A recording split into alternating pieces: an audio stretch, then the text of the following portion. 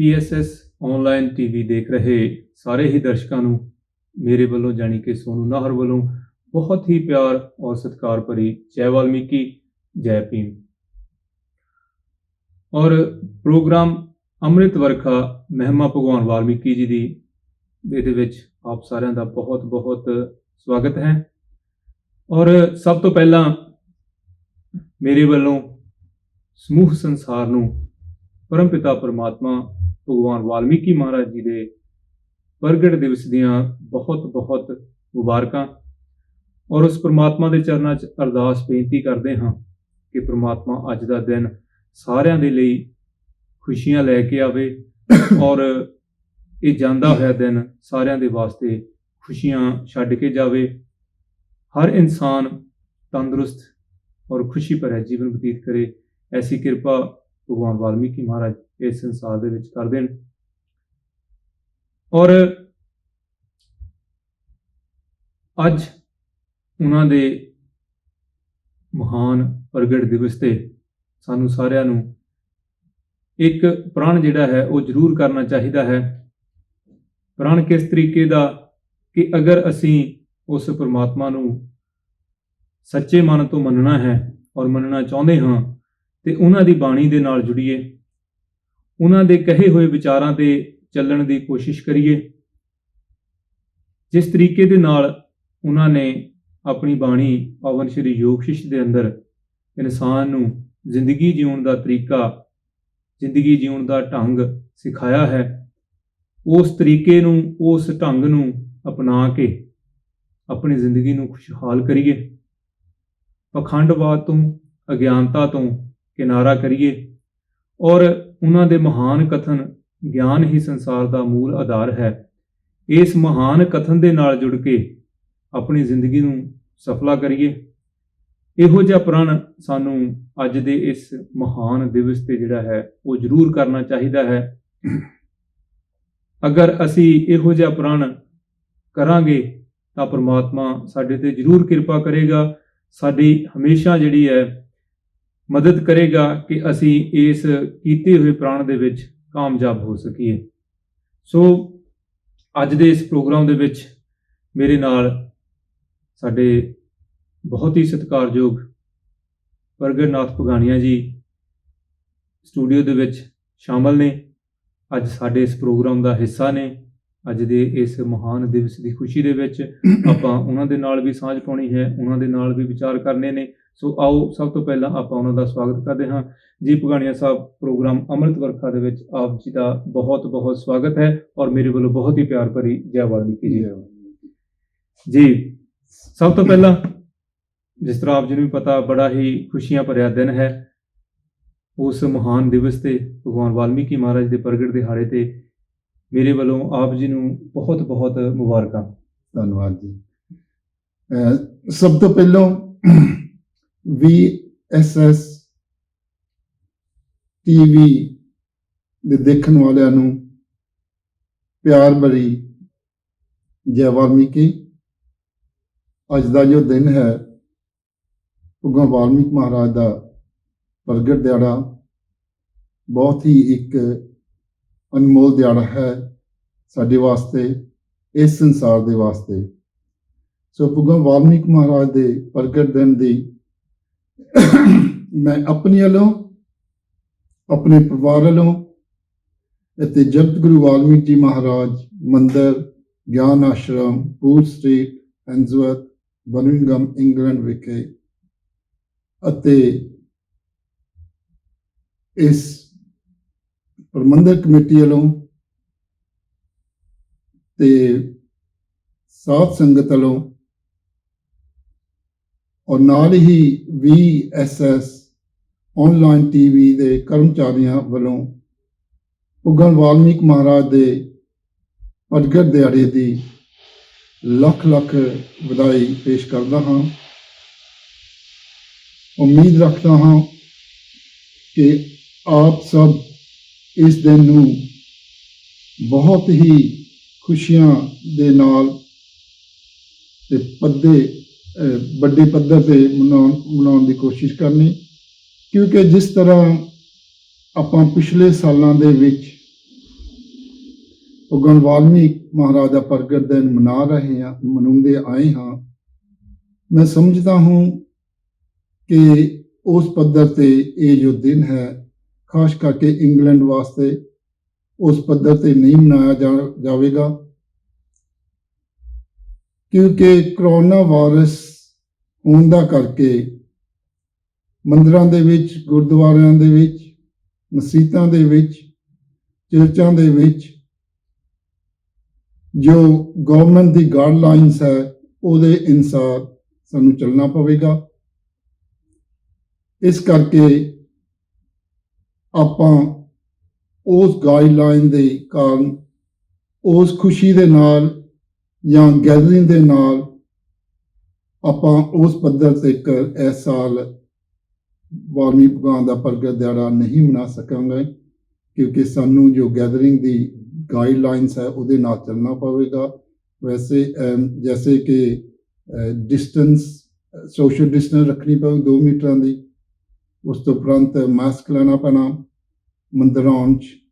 ਉਸ ਤੋਂ ਉਪਰੰਤ ਸੈਨੀਟਾਈਜ਼ਰ ਲਾਉਣਾ ਪੈਣਾ। ਫਿਰ ਵੀ ਮੰਦਿਰ ਦੇ ਵਿੱਚ ਅਸੀਂ ਲੰਗਰ ਨਹੀਂ ਬਣਾ ਸਕਦੇ। ਸੋ ਦੱਸਣ ਦਾ ਭਾਵ ਇਹੀ ਹੈ ਵੀ ਉਸ ਪੱਧਰ ਦੇ ਜਿਸ ਤਰ੍ਹਾਂ ਕਿ ਪਿਛਲੇ ਸਾਲਾਂ 'ਚ ਅਸੀਂ ਧੂਮਧਾਮ ਨਾਲ ਮਨਾ ਰਹੇ, ਉਸ ਪੱਧਰ ਤੇ ਨਹੀਂ ਮਨਾ ਹੋਣਾ, ਪਰ ਫਿਰ ਵੀ ਆਪਾਂ ਇੱਥੇ ਮਨਾਉਣਾ ਹੈ, ਸ਼ਾਂਤੀ ਨਾਲ ਮਨਾਉਣਾ ਹੈ, ਪਿਆਰ ਸਤਿਕਾਰ ਨਾਲ ਮਨਾਉਣਾ ਹੈ। ਉਸ ਤੋਂ ਉਪਰੰਤ ਆਪਾਂ ਹਰ ਸਾਲ ਮਨਾਉਂਦੇ ਹਾਂ। ਮਨਾਉਣ ਦੇ ਵਿੱਚ ਤੇ ਮੰਨਣ ਦੇ ਵਿੱਚ ਬਹੁਤ ਫਰਕ ਹੈ।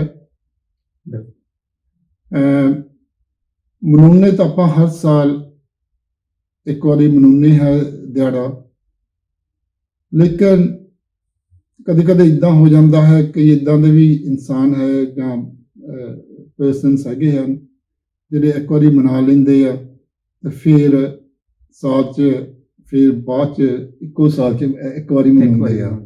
ਤੇ ਜੋ ਲੇਕਿਨ ਭਗਵਾਨ ਵਾਲਮੀਕ ਮਹਾਰਾਜ ਨੂੰ ਅਸੀਂ ਮੰਨਦੇ ਹਾਂ।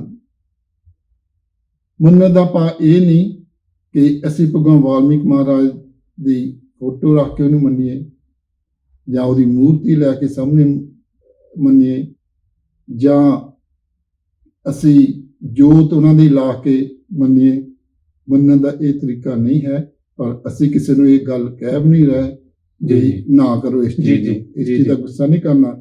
ਲੇਕਿਨ ਜਿਹੜੀ ਗੱਲ ਕਹਿ ਰਹੇ ਹਾਂ ਉਹ ਇਹੀ ਆ, ਗਿਆਨ ਹੋਣਾ ਬਹੁਤ ਜ਼ਰੂਰੀ ਹੈ, ਕਿਉਂਕਿ ਯੋਗ ਸ਼ਾਸਤਰ ਵਿੱਚ ਭਗਵਾਨ ਵਾਲਮੀਕ ਜੀ ਮਹਾਰਾਜ ਨੇ ਬਹੁਤ ਗਿਆਨ ਦੀ ਬਖਸ਼ਿਸ਼ ਕੀਤੀ ਹੈ। ਮਹਾਰਾਮਾਇਣ ਵਿੱਚ ਬਹੁਤ ਬਖਸ਼ਿਸ਼ ਕੀਤੀ ਹੋਈ ਹੈ। ਸੋ ਜਿਸ ਤਰ੍ਹਾਂ ਕਿ ਮੈਂ ਪਹਿਲਾਂ ਵੀ ਕਹਿ ਚੁੱਕਾ ਹਾਂ, ਮੰਨਣ ਦੇ ਵਿੱਚ ਤੇ ਮਨਾਉਣ 'ਚ ਬਹੁਤ ਫਰਕ ਹੈ, ਦੋ ਅੰਤਰੇ ਹਨ। ਮਨਾਉਣੇ ਤਾਂ ਆਪਾਂ ਸਾਲ 'ਚ ਵਾਲਮੀਕ ਭਗਵਾਨ ਦਾ ਪ੍ਰਗਟ ਦਿਹਾੜਾ ਮਨਾਉਂਦੇ ਹੀ ਹਨ, ਲੇਕਿਨ ਕੀ ਗੱਲ ਅਸੀਂ ਉਹਨਾਂ ਨੂੰ ਮੰਨਦੇ ਵੀ ਹਾਂ ਔਰ ਉਸ ਤਰੀਕੇ ਨਾਲ ਮੰਨਦੇ ਹਾਂ ਜਿਸ ਤਰੀਕੇ ਨਾਲ ਸਾਨੂੰ ਭਗਵਾਨ ਵਾਲਮੀਕ ਮਹਾਰਾਜ ਨੇ ਗਿਆਨ ਦੀ ਬਖਸ਼ਿਸ਼ ਕੀਤੀ ਹੈ। ਕਿਉਂਕਿ ਜਿੰਨਾ ਚਿਰ ਅਸੀਂ ਉਹਨਾਂ ਦੇ ਬਚਨਾਂ ਨੂੰ ਮੰਨਦੇ ਨਹੀਂ, ਉਹਨਾਂ ਦੀ ਬਾਣੀ ਨੂੰ ਸਮਝਦੇ ਨਹੀਂ, ਉਨਾ ਚਿਰ ਸਾਡਾ ਮੇਰੇ ਖਿਆਲ ਜਿਹੜੀ ਉਹਨਾਂ ਨੇ ਗਿਆਨ ਸਾਨੂੰ ਦਿੱਤਾ ਹੈ, ਆਤਮਾ ਦਾ ਗਿਆਨ ਦਿੱਤਾ ਹੈ, ਉਸ ਆਤਮਾ ਨੂੰ ਅਸੀਂ ਪਵਿੱਤਰ ਨਹੀਂ ਕਰ ਸਕਦੇ ਹਾਂ। ਕਿਉਂਕਿ ਜਿੰਨਾ ਚਿਰ ਅਸੀਂ ਮਹਾਂਪੁਰਸ਼ਾਂ ਦੇ, ਸੰਤਾਂ ਮਹਾਤਮਾ ਦੇ ਬਚਨਾਂ ਨੂੰ ਨਹੀਂ ਪਾਲਣ ਕਰਦੇ ਤੇ ਅਸੀਂ ਉਹਨਾਂ ਦੇ ਦਿਨ ਜਾਂ ਮਨਾ ਲਈਏ ਜਾਂ ਕੋਈ ਵੀ ਉਹਨਾਂ ਦੀ ਦਿਨ ਮਨਾ ਲਈਏ, ਉਹਦੇ ਵਿੱਚ ਸਾਨੂੰ ਆਪਣੀ ਆਤਮਾ ਨੂੰ ਪਵਿੱਤਰ ਨਹੀਂ ਕਰ ਸਕਦੇ, ਕਿਉਂਕਿ ਉਹਨਾਂ ਦੀ ਜੋ ਬਾਣੀ ਹੈ, ਅਸੀਂ ਬਾਣੀ ਦਾ ਹਿੱਸਾ ਬਣੀਏ। ਗੱਲ ਕਰਦੇ ਕਰਦੇ ਸਾਹਿਬ ਸਤਿਗੁਰੂ ਗਿਆਨਨਾਥ ਜੀ ਮਹਾਰਾਜ ਦੀ ਇੱਕ ਉਹਨਾਂ ਦਾ ਵਚਨ ਚੇਤੇ ਆ ਗਿਆ ਹੈ। ਇਸੇ ਤਰ੍ਹਾਂ ਹੀ ਅਸੀਂ ਬੈਠੇ ਸੀਗੇ, ਸੰਗਤ ਬੈਠੀ ਸੀ, ਗੁਰੂ ਮਹਾਰਾਜ ਬਿਰਾਜਮਾਨ ਸੀਗੇ ਤੇ ਗੱਲਾਂ ਚੱਲ ਰਹੀਆਂ ਸੀ ਰਾਵਣ ਦੀਆਂ ਤੇ ਕਾਫੀ ਨਿੰਦਿਆਕ ਜਿਹੀ ਹੋ ਰਹੀ ਸੀਗੀ ਰਾਵਣ ਦੀ। ਲੇਕਿਨ ਗੁਰੂ ਮਹਾਰਾਜ ਸਾਵਧਾਨ ਹੋ ਕੇ ਉੱਠੇ ਤੇ ਬੜਾ ਉਹਨਾਂ ਨੇ ਬਹੁਤ ਹੀ ਅੱਛਾ ਬਚਨ ਕੀਤਾ। ਮਹਾਰਾਜ ਕਹਿੰਦੇ, ਗੱਲ ਸੁਣੋ ਵੀ ਰਾਵਣ ਵਰਗਾ ਅੱਜ ਤੱਕ ਕੋਈ ਗਿਆਨੀ ਨਹੀਂ ਹੋਇਆ ਵੀ ਜੇ ਉਹਨਾਂ 'ਚ ਕੋਈ ਪੈੜ ਵੀ ਹੈ ਤਾਂ ਤੁਸੀਂ ਉਹਦੀ ਪੈੜ ਨਾਲ ਕਿਉਂ ਨਹੀਂ ਜਾਂਦੇ? ਉਹਨਾਂ ਦੇ ਗਿਆਨ ਨਾਲ ਵੀ ਦੇਖੋ ਵੀ ਕਿੱਡਾ ਵੱਡਾ ਉਹ ਗਿਆਨੀ ਸੀਗਾ। ਸੋ ਮਹਾਂਪੁਰਸ਼ ਜੋ ਵੀ ਹੁੰਦੇ ਹੈ ਇਸ ਸੰਸਾਰ ਦੇ ਵਿੱਚ, ਜਾਂ ਉਹ ਮਹਾਂਪੁਰਸ਼ ਸਾਡੀ ਕੌਮ ਵਿੱਚ ਆਏ ਹੈ, ਜਾਂ ਉਹ ਕ੍ਰਿਸ਼ਨਾ ਦੇ ਵਿੱਚ ਆਏ ਹਨ, ਜਾਂ ਉਹ ਹਿੰਦੂਆਂ ਦੀ ਕੌਮ ਵਿੱਚ ਆਏ ਹਨ, ਜਾਂ ਉਹ ਮੁਸਲਮਾਨਾਂ ਵਿੱਚ ਆਏ ਹਨ, ਉਹਨਾਂ ਦਾ ਨਿਸ਼ਾਨਾ ਇੱਕ ਹੀ ਹੁੰਦਾ ਹੈ। ਉਹ ਇਹੀ ਹੁੰਦਾ ਕਿ ਜਿਹੜੀ ਸਾਡੀ ਆਤਮਾ ਆ ਉਸ ਪ੍ਰਮਾਤਮਾ ਦੇ ਨਾਲ ਜੋੜੀਏ, ਇਸ ਆਤਮਾ ਨੂੰ ਪਵਿੱਤਰ ਕਰ ਸਕਦੇ ਹਾਂ, ਕੀਤਾ ਜਾਂਦਾ ਹੈ। ਸੋ ਗੁਰੂ ਰੂਪ ਸਾਧ ਸੰਗਤ ਜੀਓ, ਕਹਿਣੇ ਦਾ ਭਾਵ ਮੇਰਾ ਇਹੀ ਆ ਵੀ ਜੇ ਅੱਜ ਕੱਲ੍ਹ ਅਸੀਂ ਜਾ ਕੇ ਕਿਸੇ ਵੀ ਪੁਰਸ਼ ਦੀ ਜਾਂ ਸੰਤ ਮਹਾਤਮਾ ਦੀ ਲਾ ਲਓ, ਸੰਤ ਮਹਾਤਮਾ ਦੀ ਤਾਂ ਬਹੁਤ ਹੀ ਭੈੜੀ ਗੱਲ ਹੈ ਜੇ ਅਸੀਂ ਉਹਨਾਂ ਦੀ ਨਿੰਦਿਆ ਕਰੀਏ, ਪਰ ਆਮ ਹੀ ਬੰਦੇ ਦੀ ਅਸੀਂ ਨਿੰਦਿਆ ਕਰੀਏ, ਜਿੱਦਾਂ ਕਿ ਗੁਰੂ ਮਹਾਰਾਜ ਨੇ ਸਾਹਿਬ ਸਤਿਗੁਰੂ ਗਿਆਨ ਜੀ ਨੇ ਸਾਨੂੰ ਫਰਮਾਇਆ ਹੈ ਕਿ ਸਾਨੂੰ ਨਿੰਦਿਆ ਤੋਂ ਬਚਣਾ ਚਾਹੀਦਾ ਹੈ। ਤੇ ਜੇ ਅਸੀਂ ਇਸ ਚੀਜ਼ ਨੂੰ ਨਹੀਂ ਮੰਨਦੇ ਜਾਂ ਮਹਾਰਾਜ ਦੇ ਬਚਨਾਂ ਨੂੰ ਨਹੀਂ ਆਪਣੇ ਜ਼ਿੰਦਗੀ ਦੇ ਵਿੱਚ ਹਿੱਸਾ ਬਣਾਉਂਦੇ, ਤੇ ਫਿਰ ਸਾਡਾ ਗੁਰੂ ਮਹਾਰਾਜ ਦੇ ਦਿਨ ਮਨਾਉਣ ਦਾ ਕੀ ਫਾਇਦਾ ਹੈ? ਸੋ ਕਹਿਣ ਦਾ ਭਾਵ ਅੱਜ ਦਾ ਦਿਨ ਜੋ ਹੈ ਬਹੁਤ ਹੀ ਪਵਿੱਤਰ ਹੈ, ਬਹੁਤ ਹੀ ਮਹਾਨ ਹੈ, ਲੇਕਿਨ ਇਹਦੇ ਨਾਲ ਜੋ ਹੈ ਸਾਨੂੰ ਭਗਵਾਨ ਵਾਲਮੀਕ ਮਹਾਰਾਜ ਨੇ ਆਪਣੀ ਅੰਮ੍ਰਿਤ ਬਾਣੀ ਦਿੱਤੀ ਹੈ, ਉਸ ਨੂੰ ਆਪਾਂ ਅੰਮ੍ਰਿਤ ਵਾਂਗੂ ਪੀਏ, ਉਸ ਬਾਣੀ ਨੂੰ ਆਪਾਂ ਅੰਮ੍ਰਿਤ ਵਾਂਗੂ ਉਹਦੀ ਵਰਤਨ ਕਰੀਏ, ਆਪਣੀ ਅੰਦਰ ਦੀ ਜਿਹੜੀ ਆਤਮਾ ਆ ਉਹਨੂੰ ਇਸ ਦਾ ਹਿੱਸਾ ਬਣਾਈਏ, ਆਪਣੇ ਜਿਹੜਾ ਮਨ ਹੈ ਉਹਨੂੰ ਇਸ ਦਾ ਹਿੱਸਾ ਬਣਾਈਏ। ਇਸ ਮਨ ਨੂੰ ਜੋ ਆਪਾਂ ਸਦਾ ਮਹਾਤਮਾ ਦੀ ਬਾਣੀ ਨਾਲ ਦੇ ਨਾਲ ਜੋੜੀਏ, ਕਿਉਂਕਿ ਜਿੰਨਾ ਚਿਰ ਅਸੀਂ ਇਸ ਮਨ ਨੂੰ ਸੰਤਾਂ ਮਹਾਤਮਾ ਦੇ ਵਚਨਾਂ ਨਾਲ, ਸੰਤਾਂ ਮਹਾਤਮਾ ਦੀ ਕਹਿਣੀ ਸੈਣੀ ਨਾਲ ਨਹੀਂ ਜੋੜਦੇ, ਤੇ ਇਸ ਮਨ ਨੇ ਸਾਨੂੰ ਬਸ ਨਹੀਂ ਸਾਡੇ ਆਉਣ ਦੇਣਾ, ਤਾਂ ਕਿ ਸਾਡਾ ਮਨ ਜੋ ਹੈ ਇਹ ਮਾਇਆ ਦੀ ਵਿੱਚ ਹੀ ਫਿਰਦਾ ਰਹਿਣਾ ਹੈ ਤੇ ਸਾਨੂੰ ਕੋਈ ਟਿਕਾਣਾ ਨਹੀਂ ਮਿਲਣਾ ਹੈਗਾ। ਸੋ ਜਿੰਨਾ ਚਿਰ ਅਸੀਂ ਭਗਵਾਨ ਵਾਲਮੀਕ ਮਹਾਰਾਜ ਦੀ ਵਚਨਾਂ ਨੂੰ ਪਛਾਣਦੇ ਨਹੀਂ, ਉਹਦੇ ਗਿਆਨ ਨੂੰ ਨਹੀਂ ਜਾਣਦੇ, ਉਹਨਾਂ ਚਿਰ ਅਸੀਂ ਇਸ ਆਤਮਾ ਨੂੰ ਪਵਿੱਤਰ ਨਹੀਂ ਕਰ ਸਕਦੇ, ਭਾਵ ਉਸ ਆਤਮਾ ਨੂੰ ਉਸ ਪਰਮਾਤਮਾ ਦੇ ਨਾਲ ਨਹੀਂ ਜੋੜ ਸਕਦੇ। ਅਸੀਂ ਜਿੰਨੇ ਮਰਜ਼ੀ ਯਤਨ ਕਰ ਲਈਏ ਨਹੀਂ ਹੋ ਸਕਦਾ, ਕਿਉਂਕਿ ਭਗਵਾਨ ਵਾਲਮੀਕ ਮਹਾਰਾਜ ਨੇ ਸਪਸ਼ਟ ਇਸ ਕਰਕੇ ਲਿਖਿਆ ਹੈ, ਜਿੰਨਾ ਚਿਰ ਅਸੀਂ ਇਸ ਆਤਮਾ ਨੂੰ ਅੱਛੇ ਕਰਮਾਂ ਵਿੱਚ ਨਹੀਂ ਲਾਉਂਦੇ, ਅੱਛੇ ਕਰਮ ਨਹੀਂ ਕਰਦੇ, ਉਹਨਾਂ ਚਿਰ ਅਸੀਂ ਆਪਣੀ ਜੋ ਆਤਮਾ ਹੈ ਉਸ ਪਵਿੱਤਰ ਆਤਮਾ ਨੂੰ ਅਸੀਂ ਪਵਿੱਤਰ ਨਹੀਂ ਕਰ ਸਕਦੇ। ਪਵਿੱਤਰ ਫੇਰ ਹੀ ਹੋਣਾ ਹੈ ਜੇ ਉਸ ਪਰਮਾਤਮਾ ਦਾ ਨਾਮ ਸਿਮਰਨ ਭਜਨ ਅਸੀਂ ਕਰਾਂਗੇ। ਸੋ ਮੇਰੀ ਹੱਥ ਜੋੜ ਕੇ ਬੇਨਤੀ ਹੈ, ਅਸੀਂ ਭਗਵਾਨ ਵਾਲਮੀਕ ਮਹਾਰਾਜ ਦੀ ਬਾਣੀ ਪੜ੍ਹੀਏ, ਸੁਣੀਏ, ਤਾਂ ਉਸ ਦਾ ਹਿੱਸਾ ਬਣਨ ਦੀ ਕੋਸ਼ਿਸ਼ ਕਰੀਏ। ਫਿਰ ਹੀ ਸਾਡੇ ਜੋ ਦਿਨ ਹੈ, ਜੋ ਦਿਹਾੜੇ ਹੈ, ਫਿਰ ਹੀ ਸਾਨੂੰ ਅੱਛੇ ਲੱਗਦੇ ਹਨ। ਕਿਉਂਕਿ ਜੇ ਅਸੀਂ ਭਗਵਾਨ ਵਾਲਮੀਕ ਮਹਾਰਾਜ ਨੂੰ ਖੁਸ਼ ਕਰਨਾ ਹੈ, ਜੇ ਆਪਾਂ ਕਹੀਏ ਅਸੀਂ ਸਾਲ 'ਚ ਇੱਕ ਦਿਨ ਮਨਾ ਲਈਏ, ਉਹਨਾਂ ਦਾ ਪ੍ਰਗਟ ਦਿਹਾੜਾ ਮਨਾ ਲਈਏ, ਤਾਂ ਫਿਰ ਹੀ ਅਸੀਂ ਬਾਅਦ 'ਚ ਜਾ ਕੇ ਮਾੜੇ ਕਰਮ ਕਰਨ ਲੱਗ ਪਈਏ, ਜਾਂ ਜੋ ਮਾਇਆ ਦਾ ਜਾਲ ਹੈ ਉਹਦੇ ਵਿੱਚ ਫਸ ਜਾਈਏ, ਤਾਂ ਫਿਰ ਭਗਵਾਨ ਵਾਲਮੀਕ ਮਹਾਰਾਜ ਦੇ ਮੇਰੇ ਨਹੀਂ ਖਿਆਲ ਉਹ ਇੰਨੇ ਖੁਸ਼ ਹੋਣਗੇ। ਜੀ ਬਿਲਕੁਲ, ਕਿਉਂਕਿ ਖੁਸ਼ ਉਹਨਾਂ ਨੇ ਤਾਂ ਹੀ ਹੋਣਾ ਹੈ ਜੇ ਅਸੀਂ ਉਹਨਾਂ ਦੇ ਬਚਨਾਂ 'ਤੇ ਚੱਲਾਂਗੇ, ਉਹਨਾਂ ਦੇ ਬਾਣੀ ਦਾ ਗਿਆਨ ਦੇ ਹਿੱਸਾ ਬਣਾਂਗੇ ਤਾਂ। ਕਿਉਂਕਿ ਜੇ ਅਸੀਂ ਉਸ ਬਾਣੀ ਦਾ ਗਿਆਨ ਲੈ ਲਈਏ, ਤੇ ਗਿਆਨ ਵੀ ਜੇ ਲੈ ਲਿਆ ਤਾਂ ਫਿਰ ਵੀ ਗਿਆਨ ਨੂੰ ਲੈ ਕੇ ਹੀ ਲਈ ਫਿਰੀਏ ਤਾਂ ਉਹ ਕਰਮ ਨਾ ਕੀਤਾ ਤਾਂ ਫਿਰ ਵੀ ਨਹੀਂ ਉਹਦਾ ਹਿੱਸਾ, ਫਿਰ ਵੀ ਉਹ ਗੱਲ ਨਹੀਂ ਗੀ ਬਣਨੀ ਹੈਗੀ।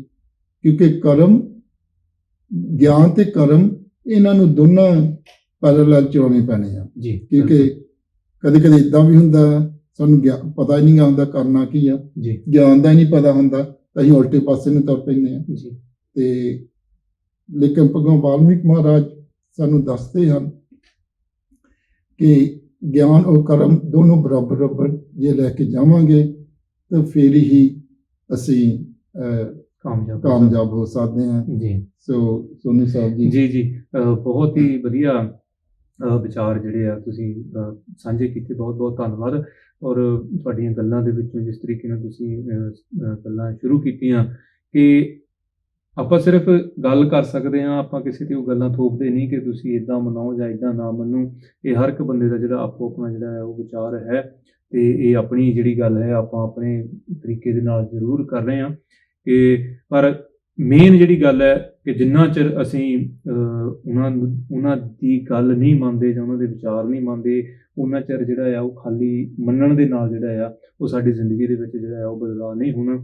ਮੈਂ ਇੱਥੇ ਇੱਕ ਦੋ ਗੱਲਾਂ ਜ਼ਰੂਰ ਨਾਲ ਮੈਂਸ਼ਨ ਕਰਨਾ ਚਾਹਾਂਗਾ ਕਿ ਜਿਸ ਤਰ੍ਹਾਂ ਭਗਾਣੀਆ ਸਾਹਿਬ ਨੇ ਦੱਸਿਆ ਹੀ ਕਿ ਭਗਵਾਨ ਵਾਲਮੀਕੀ ਮਹਾਰਾਜ ਦੀ ਬਾਣੀ ਜਿਹੜੀ ਹੈ ਉਹ ਅਥਾਹ ਸਮੁੰਦਰ ਹੈ ਗਿਆਨ ਦਾ, ਔਰ ਉਸ ਗਿਆਨ ਦੇ ਵਿੱਚੋਂ ਅਗਰ ਅਸੀਂ 1 ਮਹੀਨੇ ਦੀ ਇੱਕ ਚੂੜੀ ਵੀ ਭਰ ਕੇ ਪੀਏ, ਭਾਵ ਕਿ 1 ਮਹੀਨੇ ਦੀ ਇੱਕ ਗੱਲ ਵੀ ਉਹਦੇ ਵਿੱਚੋਂ ਕੋਈ ਐਸੀ ਚੱਕੀਏ ਕਿ ਆਹ ਗੱਲ ਜਿਹੜੀ ਹੈ ਪਰਮਾਤਮਾ ਵਾਲਮੀਕੀ ਮਹਾਰਾਜ ਸਾਨੂੰ ਜੀਵਾਂ ਨੂੰ ਸਮਝਾਉਂਦੇ ਆ ਕਿ ਆਹ ਜਿਹੜੇ ਆ ਇਹ ਕਰਮ ਕਾਂਡ ਹੈ, ਇਸ ਕਰਮ ਕਾਂਡ ਦਾ ਕੋਈ ਫਾਇਦਾ ਨਹੀਂ। ਅਸੀਂ ਉਹ ਚੂੜੀ ਉਹਦੇ ਵਿੱਚੋਂ ਗਿਆਨ ਦੇ ਸਾਗਰ ਦੇ ਵਿੱਚੋਂ ਭਰੀ ਔਰ ਪੀ ਲਈ ਕਿ ਇਸ ਗੱਲ ਤੋਂ ਸਾਨੂੰ ਪਰਮਾਤਮਾ ਵਾਲਮੀਕੀ ਮਹਾਰਾਜ ਮਨਾ ਕਰਦੇ ਕਿ ਇਹ ਕੰਮ ਜਿਹੜਾ ਆ ਉਹ ਵਿਅਰਥ ਹੈ, ਇਹ ਕਰਨਾ, ਇਹਦੇ ਤੇ ਸਾਡਾ ਸਮਾਂ ਵਿਅਰਥ ਜਾਂਦਾ, ਸਾਡੀ એનર્ਜੀ ਜਿਹੜੀ ਆ ਉਹ ਵਿਅਰਥ ਜਾਂਦੀ। 1 ਮਹੀਨੇ ਦੀ ਅਗਰ ਇੱਕ ਇੱਕ ਗੱਲ ਵੀ, ਇੱਕ ਇੱਕ ਵਿਚਾਰ ਵੀ ਅਸੀਂ ਮੰਨਣਾ ਸ਼ੁਰੂ ਕਰੀਏ ਤਾਂ ਦੇਖੋ ਤੁਹਾਡੀ ਜ਼ਿੰਦਗੀ ਦੇ ਵਿੱਚ ਕਿੱਦਾਂ ਬਦਲਾਅ ਜਿਹੜੇ ਆ ਉਹ ਆਉਣੇ ਸ਼ੁਰੂ ਹੋ ਜਾਂਦੇ ਆ। ਮਨ ਜਿਹੜਾ ਆ ਉਹ ਕਿੱਦਾਂ ਸ਼ਾਂਤ ਹੋਣਾ ਸ਼ੁਰੂ ਹੋ ਜਾਂਦਾ। ਥੋੜ੍ਹੀਆਂ ਜਿਹੀਆਂ ਇਹਨਾਂ ਗੱਲਾਂ ਤੇ ਜਿਹੜਾ ਆ ਉਹ ਤਜਰਬਾ ਵੀ ਹੈ। ਕੁਝ ਕੁ ਗੱਲਾਂ ਜਿਹੜੀਆਂ ਜਦੋਂ ਮੰਨਣੀਆਂ ਸ਼ੁਰੂ ਕੀਤੀਆਂ, ਆਲੇ ਦੁਆਲੇ ਦੇਖਿਆ ਕਿ ਦੁਨੀਆ ਇਹ ਕੰਮ ਜਿਹੜੀ ਆ ਉਹ ਕਰ ਰਹੀ ਹੈ, ਪਰ ਪਰਮਾਤਮਾ ਵਾਲਮੀਕੀ ਮਹਾਰਾਜ ਇਸ ਕੰਮ ਨੂੰ ਜਿਹੜਾ ਆ ਉਹ ਵਿਅਰਥ ਦੱਸ ਰਹੇ। ਉਹ ਕੰਮ ਕਰਨੇ ਜਦੋਂ ਛੱਡੇ ਤਾਂ ਮਨ ਇੰਨਾ ਕੁ ਸ਼ਾਂਤ ਹੋਇਆ ਕਿ ਇਸੇ ਕਰਕੇ ਮੈਂ ਸੁਣਨ ਵਾਲੇ ਸਰੋਤਿਆਂ ਨੂੰ ਵੀ ਜਿਹੜੀ ਹੈ ਇਹ ਜ਼ਰੂਰ ਗੱਲ ਕਹਿਣੀ ਚਾਹਾਂਗਾ ਕਿ ਜਦੋਂ ਅਸੀਂ ਦੇਖਦੇ ਹਾਂ ਕਿ ਆਲੇ ਦੁਆਲੇ ਲੋਕੀ ਇੱਦਾਂ ਹੀ ਕਰ ਰਹੇ, ਅਸੀਂ ਵੀ ਇੱਦਾਂ ਹੀ ਕਰਨਾ, ਤਾਂ ਉਹਦੇ ਨਾਲ ਜਿਹੜੀ ਹੈ ਉਹ ਪਰਮਾਤਮਾ ਵਾਲਮੀਕੀ ਮਹਾਰਾਜ ਨੂੰ ਮੰਨਣ ਵਾਲੀ ਗੱਲ ਨਹੀਂ ਹੋ ਜਾਂਦੀ। ਉਹ ਹੁੰਦਾ ਕਿ ਦੁਨੀਆ ਜੋ ਕਰਦੀ ਆ ਅਸੀਂ ਵੀ ਉਹੀ ਕਰਨਾ, ਪਰ ਉਹਦੇ ਨਾਲ ਤਾਂ ਇਹ ਹੋ ਜਾਂਦਾ ਕਿ ਜੋ ਦੁਨੀਆ ਮੰਨਦੀ ਅਸੀਂ ਵੀ ਉਹੀ ਮੰਨਣਾ। ਪਰ ਅਗਰ ਅਸੀਂ ਪਰਮਾਤਮਾ ਵਾਲਮੀਕੀ ਮਹਾਰਾਜ ਨੂੰ ਮੰਨਣਾ ਤੇ ਉਹਨਾਂ ਦੀਆਂ ਕਹੀਆਂ ਹੋਈਆਂ ਵਿਚਾਰਾਂ ਨੂੰ ਜਿਹੜਾ ਆ ਉਹ ਮੰਨਣਾ ਪਵੇਗਾ। ਫਿਰ ਹੀ ਜਿਹੜਾ ਆ ਅਸੀਂ ਇਹ ਗੱਲ ਕਹਿ ਸਕਦੇ ਹਾਂ ਕਿ ਹਾਂ ਅਸੀਂ ਉਸ ਪਰਮਾਤਮਾ ਭਗਵਾਨ ਵਾਲਮੀਕੀ ਮਹਾਰਾਜ ਨੂੰ ਮੰਨਦੇ ਹਾਂ, ਜਿਸ ਪਰਮਾਤਮਾ ਨੇ ਜੀਵਾਂ ਨੂੰ ਗਿਆਨ ਬਖਸ਼ਿਸ਼ ਕੀਤਾ।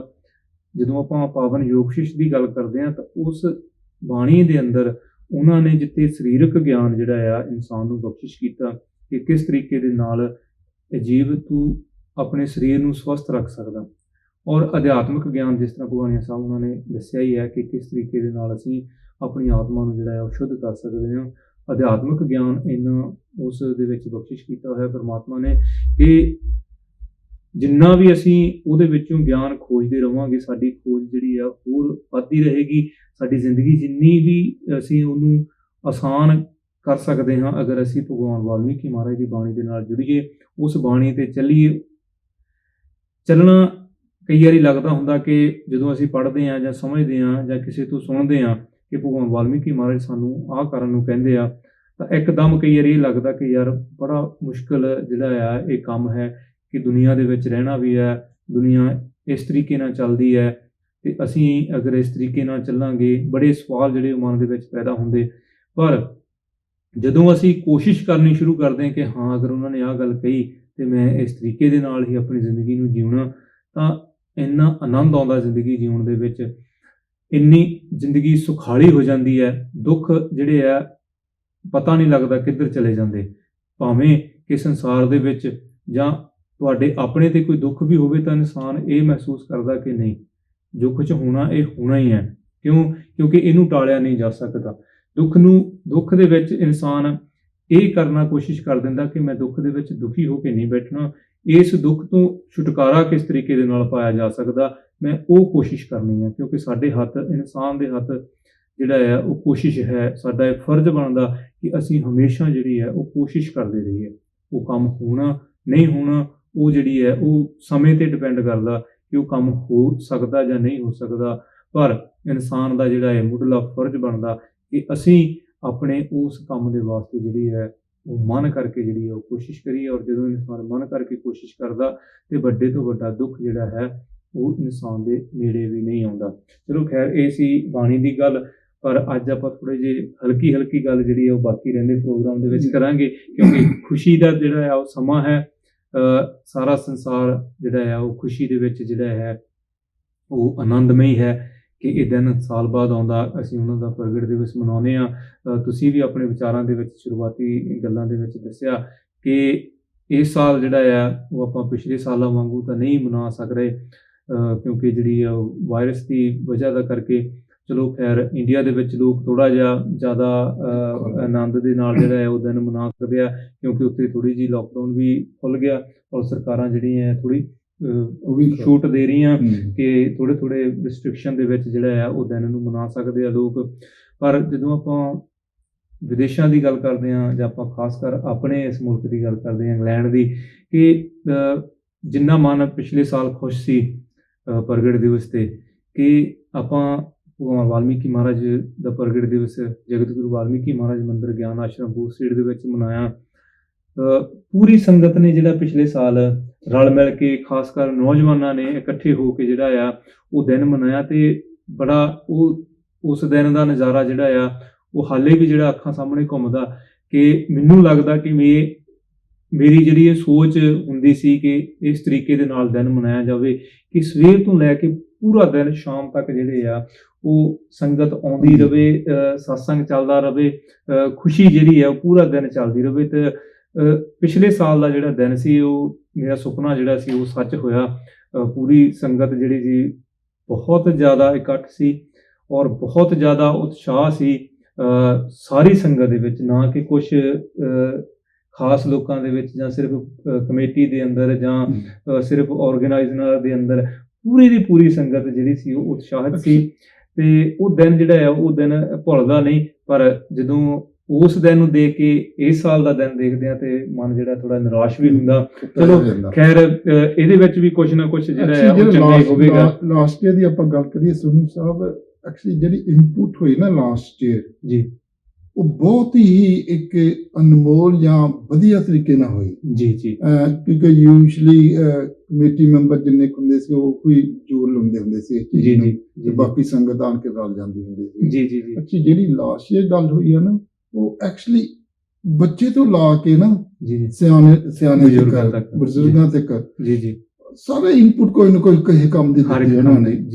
ਜਿਵੇਂ ਉਹ ਦੇਖ ਲਓ, ਆਪਾਂ ਮੋਹਰੇ ਪਹਿਲਾਂ 3 ਵੀਕਾਂ ਦੀ ਤਾਂ ਪਹਿਲਾਂ ਸਟਾਰਟ ਹੋ ਗਿਆ ਸੀ ਨਾ ਫਲ ਫੂਲ ਡੈਕੋਰੇਸ਼ਨ ਬਾਹਰ ਆਊਟਸਾਈਡ ਹੋ ਗਿਆ ਕੰਮ ਲਾ ਪਏ। ਬਹੁਤ ਨਾਈਸ ਐਕਚੁਅਲੀ ਜੇ ਪਿਕਚਰਾਂ ਦੇਖੀਆਂ ਦੇਖਣ ਵਾਲੀਆਂ ਉਹ ਤਾਂ ਬਹੁਤ ਹੀ ਵਧੀਆ ਤਰੀਕੇ ਨਾਲ ਕੀਤਾ ਸੀਗਾ। ਜੀ।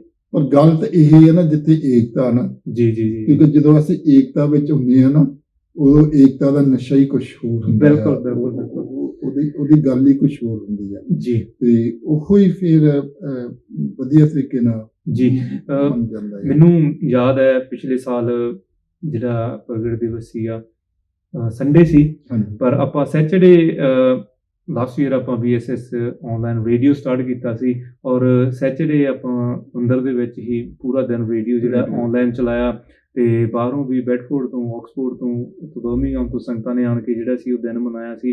ਤੇ ਇੱਥੇ ਮੰਦਰ 'ਚ ਵੀ ਸਾਰਾ ਦਿਨ ਜਿਹੜੀ ਸੀ ਉਹ ਆਵਾਜਾਈ ਚੱਲਦੀ ਰਹੀ, ਸੇਵਾ ਚੱਲਦੀ ਰਹੀ।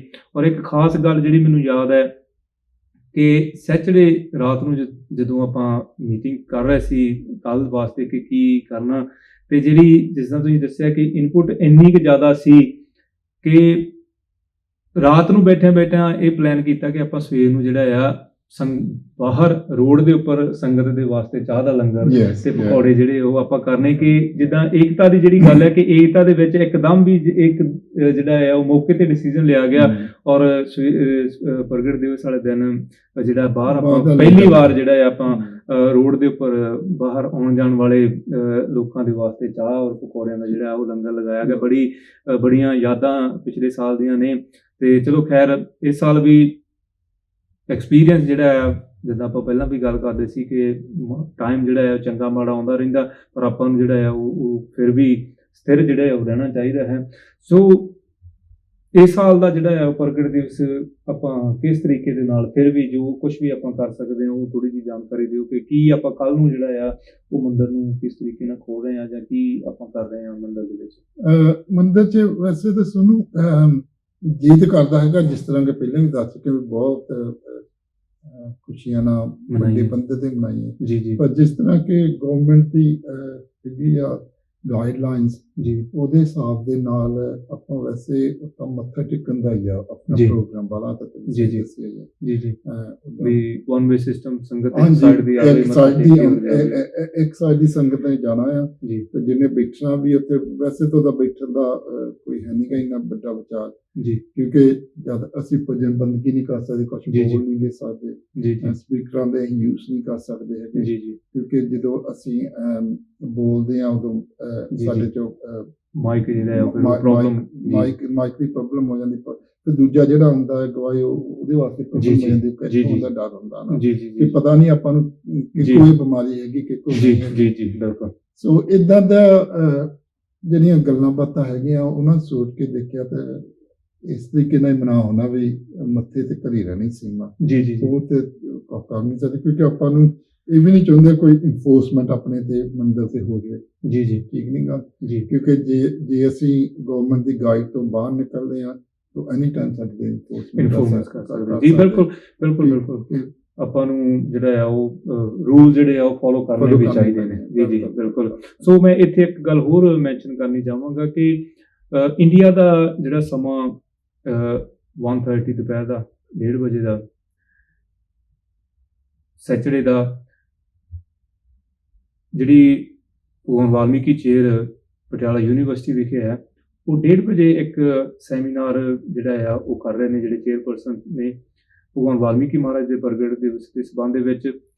ਸੋ ਉਹ ਜਿਹੜਾ ਉਹਨਾਂ ਨੇ ਕੋਡ ਦਿੱਤਾ ਉਹ ਸਿਰਫ ਇੰਟਰਨੈਟ ਤੇ ਜਿਹੜੀ ਹੋਵੇਗੀ, ਉਹਨੂੰ ਉਹਨਾਂ ਨੇ, ਜਿੱਦਾਂ ਆਪਾਂ ਸੈਮੀਨਾਰ ਹੁੰਦੇ ਇਹਨਾਂ ਨੂੰ ਵੈਬਨਾਰ ਉਹਨਾਂ ਨੇ ਜਿਹੜਾ ਆ ਉਹ ਨਾਮ ਦਿੱਤਾ ਹੈ, ਕਿਉਂਕਿ ਉਹ ਇੰਟਰਨੈਟ ਤੇ ਜਿਹੜਾ ਹੈ ਉਹ ਗੂਗਲ ਤੇ ਜਿਹੜੀ ਮੀਟ ਕਰ ਰਹੇ ਨੇ।